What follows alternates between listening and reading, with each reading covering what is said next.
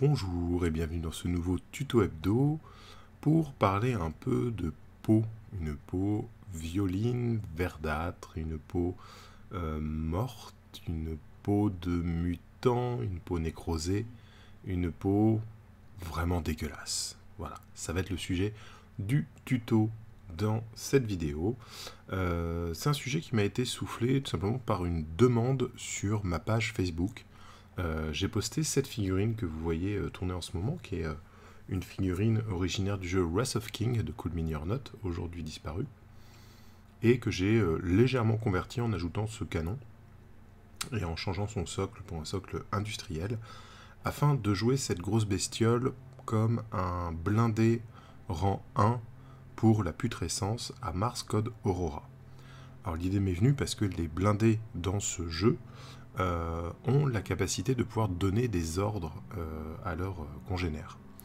Et du coup, je me suis dit que ce serait sympa d'avoir un blindé qui du coup serait plutôt vivant, qui serait une sorte de zombie géant qui pourrait contrôler les autres zombies que j'ai dans la faction.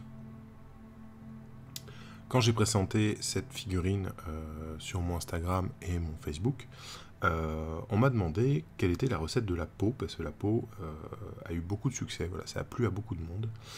Et ça m'a donné l'idée de faire ce tuto parce que, bien que cette figurine était déjà peinte, ce n'était pas encore la dernière figurine de ma bande sur ce thème. Et du coup, je vais vous montrer l'autre figurine qui est prête pour ce tutoriel. Donc voici, ça c'est un rang 3, toujours pour Mars Code Aurora. C'est une conversion basée sur un joueur de Nurgle de Blood Bowl. Donc il y a cette forte corpulence, cette énorme bide ouvert que j'aime beaucoup. Pour un souci de WYSIWYG en jeu, donc what you see is what you get, si vous voyez un équipement, c'est que cette figurine a cet équipement, j'ai rajouté ce canon improvisé qui vient de la grappe Coder pour Necromunda, qui lui donne qui va être en fait son canon laser en termes de jeu. Et je vais rajouter une hache, puisque les rangs 3 dans Mars Code Aurora peuvent remplacer un de leurs équipements de tir par une arme de corps à corps, et je voulais un rang 3 qui soit un peu plus costaud au corps à corps, donc je vais rajouter cette énorme hache qui provient du kit des Blight King pour Age of Sigmar. Voilà. Une conversion très simple, et je vais vous montrer comment on va traiter donc cette peau dégueulasse, nécrosée, cette peau de mutante, cette peau blessée. Et donc vous allez voir la petite recette. Alors je préviens tout de suite, il va y avoir des étapes réalisées à l'aérographe. Je me permets l'utilisation de l'aérographe dans ce tutoriel, puisque c'est un tutoriel où on me demande comment a été peinte une figurine que j'ai faite. Et du coup, comme je l'ai faite à l'aérographe, c'était une très grosse pièce, je vous rends le tuto dans son exactitude. Voilà. C'est parti, on va voir comment on va peindre cette figurine.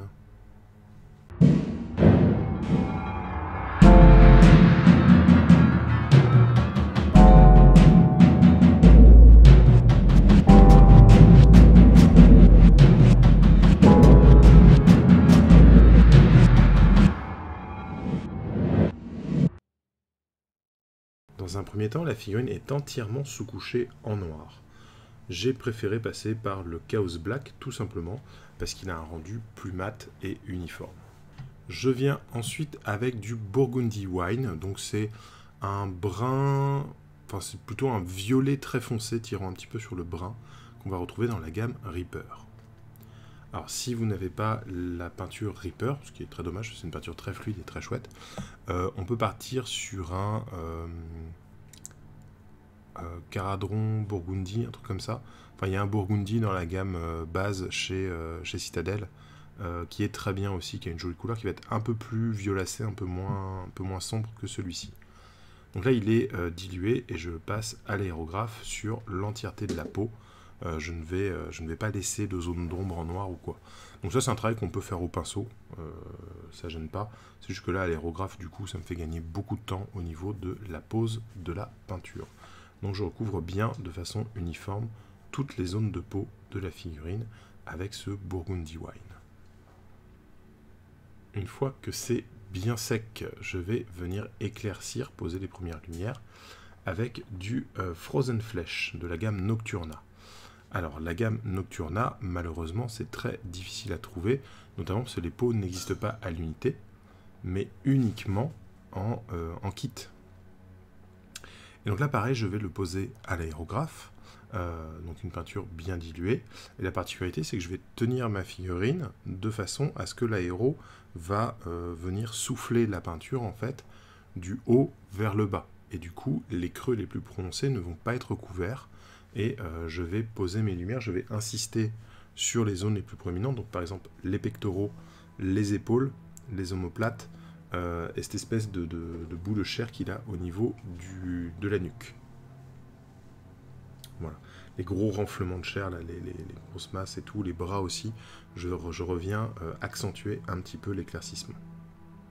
Par la suite, je vais venir avec du Maiden Flesh, toujours chez Reaper.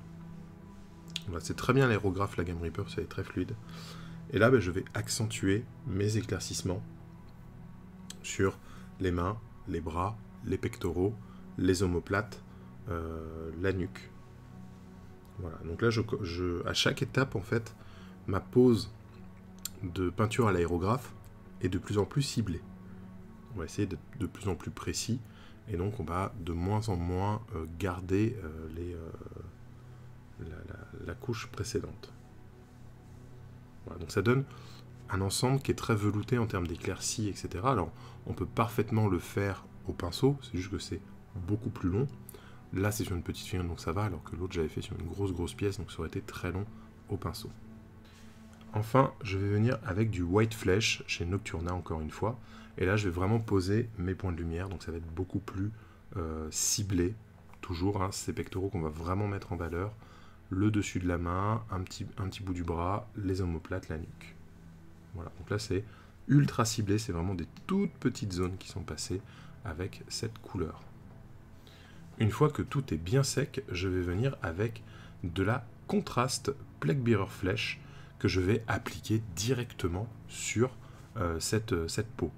Donc je vais avoir un contraste très intéressant qui va se créer entre cette gradation de lumière que j'ai créée du violet à la chair très pâle, qui va avoir quelque chose de violet rose assez dominant, et je vais en fait le teinter avec la contraste, avec quelque chose qui va être jaune verdâtre, donc il va créer une couleur très intéressante.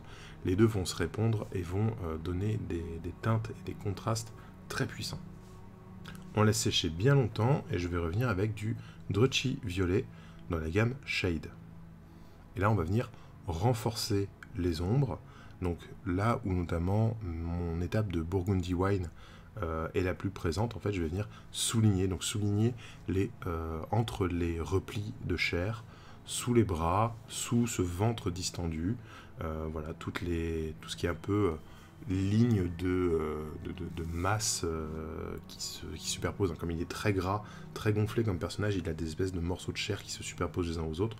Donc je vais venir faire une petite ligne légèrement dégradée de shade violette entre ces parties-là. Je vais aussi le faire entre les doigts et dans les zones de contact sous l'armure et autour du pantalon. Pour faire une sorte de lining, tout simplement. C'est plus lisible. Ensuite, je vais venir avec du Flèche Tireur Red dans la gamme Contraste. Et là, on va peindre ses intestins là, qui débordent de son ventre distendu. Et on va venir faire quelques glacis aussi en le diluant bien dans certaines zones pour apporter un petit peu de variété à cette peau. En fait, avoir des espèces de zones d'escar, de bleu, de parties malades, etc. Pareil, les zones où il y a des plaques de pustules, on va traiter un peu ça comme genre un eczéma ou une réaction cutanée. Et donc je vais aussi passer du rouge dilué comme ça sur ces zones afin de faire ressortir les petits points, les petits bubons. Je vais revenir avec mon Highlight Skin, donc toujours de la gamme Nocturna. Alors si vous n'avez pas la gamme Nocturna, là typiquement on peut partir sur du Pallid Witch Flesh chez Citadel qui fonctionne à merveille. Et là je vais rééclaircir vraiment ma chair, mettre des points de lumière très importants. Donc on va avoir les jonctions des doigts, les articulations et les knuckles. Et puis je vais rééclaircir certaines lignes, au niveau du ventre éclaté, on va refaire les bords en fait de la déchirure pour avoir ça encore plus présent. Comme derrière il va y avoir du sang, ça va être très utile là de les rééclaircir un petit peu violemment.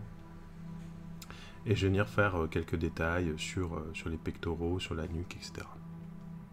Je reviens avec mon Drucci violet une fois que les intestins sont bien secs. Et en fait, je vais en poser assez généreusement à l'intérieur des intestins en fait, pour faire toute la partie interne qui va être en contact les uns avec les autres, en fait, là où les tripes se superposent, etc.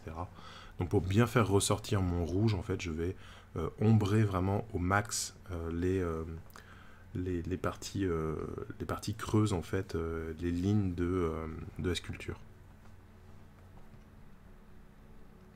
Typiquement sur le gros monstre qu'on a vu en début de vidéo, c'est à ce moment-là aussi où je vais renforcer mes ombres et où je vais teinter l'extrémité des membres. Là, le personnage a des gants, etc. Ce serait pas très lisible de faire une main pas l'autre, tout ça, donc je ne l'ai pas fait.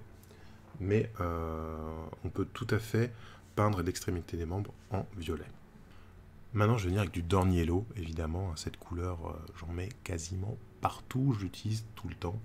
Et là, le Dawn Yellow, il va me servir en fait à venir faire un petit point comme ça jaune pâle sur chacune des pustules. Ça donne un côté vraiment dégueulasse, comme une pustule remplie de pus prête à éclater. Et ça sied merveille à des figurines typées Nurgle comme celle-ci. Et enfin, je vais venir avec le Blood for the Blood God. Et là, on va déjà en badigeonner sur toute la partie entraille là, qui est en train de sortir. On va faire des lignes, des éclaboussures sur tous les côtés de la déchirure hein, pour montrer que c'est exposé. Et je vais ensuite venir faire des petits points, des lignes, des glacis à certains endroits. J'hésite pas à tapoter un petit peu avec un pinceau abîmé pour avoir des zones un peu irrégulières, pour faire des espèces de taches de sang, faire des inflammations cutanées, des choses comme ça. Et même si j'en pose, je peux poser une goutte et venir la retirer avec mon doigt. En fait, mon doigt avec les empreintes va donner des textures un petit peu semi-aléatoires qui sont très intéressants dans ce genre de travail. Pour avoir un rendu qui va être vraiment dégueulasse, sanguinolent et répugnant, il faut qu'il y ait vraiment des choses très différentes et aléatoires en termes de texture, de rendu et de positionnement. Et voici la figurine terminée, donc une fois que j'ai peint les autres parties. Donc ça a été très rapide à peindre, merci l'aérographe pour poser les premiers éclaircissements. Et là on a un rendu vraiment dégueulasse et sale, avec cette peau violine. Alors j'aime bien ce terme, ça a été utilisé par quelqu'un sur Facebook qui a demandé justement comment recréer cet effet. Donc on va rester sur ce terme qui est assez sympa. Une peau violine dans laquelle on incorpore du vert en fait pour créer vraiment ce côté un petit peu repoussant et répugnant. Voilà, les taches de sang viennent parachever le tout pour avoir vraiment un rendu gênant et dégueulasse. Et bien j'espère que ce tuto vous aura plu, en tout cas ça a été vraiment très sympa à faire. Et n'hésitez pas, comme pour ce tuto, à demander sur la page Facebook ou dans les commentaires s'il y a un truc que vous m'avez vu faire, que vous avez envie de reproduire, je peux faire un tuto sur ça. Voilà. Comme d'habitude, on peut aider la chaîne en passant sur le Tipeee pour mettre des sous, ça m'aide, ça me permettra d'acheter un nouvel appareil photo qui va être encore plus performant pour faire des lives et des trucs comme ça. Alors, on a fait quelques lives avec l'appareil photo de madame et c'est clair que c'est clairement au-dessus en termes de rendu et de qualité, donc ça pourrait être sympa d'investir dans un peu de matériel comme ça. Mais si vous ne pouvez pas ou ne voulez pas utiliser Tipeee, pas de problème, vous pouvez aider énormément la chaîne en parlant autour de vous, en partageant les vidéos dans les forums, les groupes Facebook, etc. où vous êtes déjà. Et vous pouvez simplement liker cette vidéo, la commenter, voire aller faire la même chose sur les autres vidéos de la chaîne, puisque si celle-là vous a plu, il y a de fortes chances qu'il y en ait beaucoup d'autres qui vous plaisent dans cette sélection. Et voilà, et ça aide énormément. Les commentaires font remonter beaucoup les vidéos sur YouTube, donc n'hésitez pas si vous avez des questions, des remarques, etc. Voilà, moi je vous fais plein de bisous, je vous dis à très bientôt pour de nouveaux tutos, et en attendant, peignez bien.